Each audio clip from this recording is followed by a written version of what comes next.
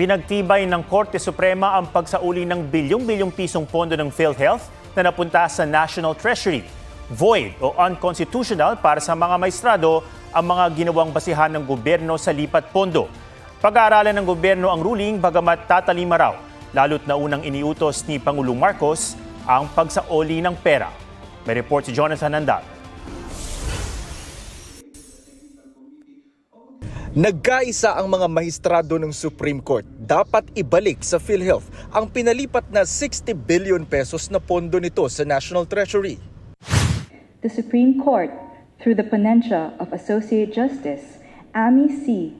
Lazaro Javier, unanimously ordered the return of PhilHealth funds. Noong 2024, pinareremit sa PhilHealth ang halos 90 billion pesos na sobra umanong pondo na hindi ginagamit ng ahensya. Nairemit sa National Treasury ang naunang 60 billion pesos. Pero ang balanseng halos 30 billion pesos hindi natuloy dahil nag-issue na ang Supreme Court ng temporary restraining order ng questionin ito sa Korte Suprema.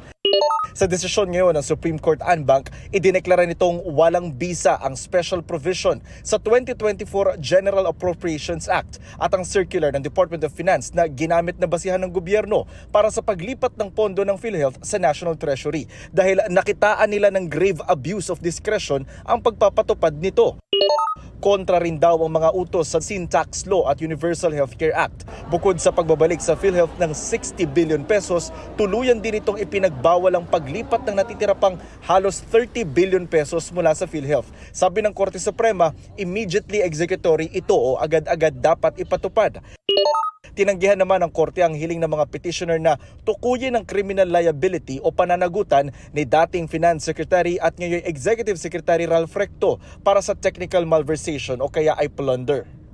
So the Supreme Court said that this was not the proper proceeding to determine the criminal liability of the Secretary of Finance.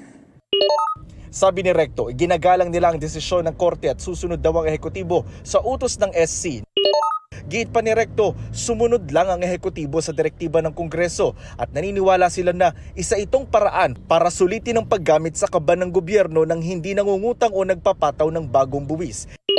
Iginagalang din ng Malacanang ang desisyon ng Korte Suprema. I-review daw ng Office of the Solicitor General ang ruling at saka magdidesisyon sa susunod na hakbang, kabilang ang paghahain ng motion for reconsideration. Jonathan Andal, nagbabalita para sa GMA Integrated News.